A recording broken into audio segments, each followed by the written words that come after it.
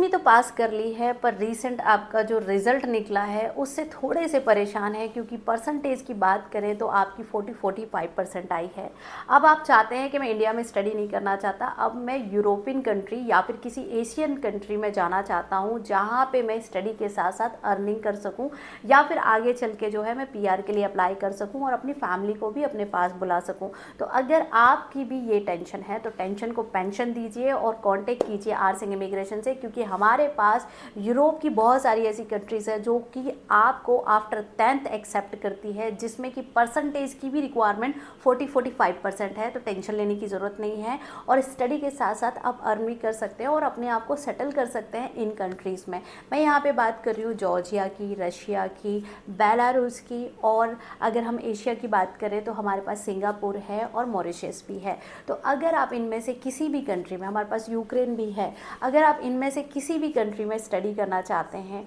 और आप जो है स्टडी के साथ साथ अर्न करना चाहते हैं कम से कम 50 से 60 हज़ार रुपये तक की सैलरी, देखिए मॉरिशस में इतनी सैलरी नहीं मिल पाएगी, बट अगर अदर रेस्ट ऑफ कंट्रीज़ की बात करें तो 50+ सैलरी आपको ईजिली मिल जाएगी।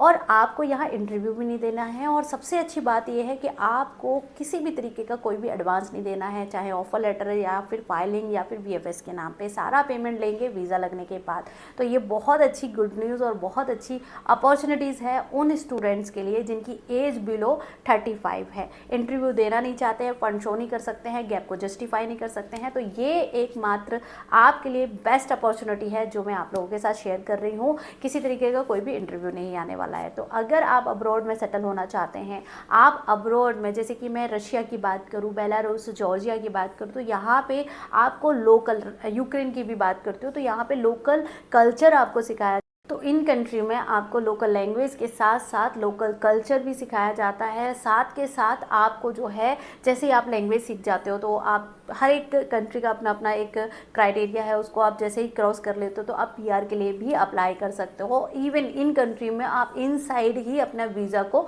एक्सटेंड कर सकते हो, मतलब ये भी हेडेक नहीं है कि आपको जो है इंडिया वापस आना पड़ेगा, फिर वीज़ा लगाना पड़ेगा, फिर जाना पड़ेगा, तो इस तरीके का कोई भी हेडेक नहीं है। और इवन हम जॉब की सर्विसेज भी इस जो हम पैकेज आपको प्रोवाइड करेंगे उसमें हम प्रोवाइड करते हैं, ठीक है। फिर भी आपको कोई डाउट है, क्वेरी है, तो दिए गए नंबरों पे आप हमसे कांटेक्ट कर सकते हैं और अपना सारे डाउट्स को क्लियर करके अपना प्रोसेस जो है अब्रॉड स्टडी के लिए करा सकते हैं। कोई भी डाउट है, कोई भी क्वेरी है, दिए गए नंबरों पे आज ही हमसे कांटेक्ट करें। जय श्री राम।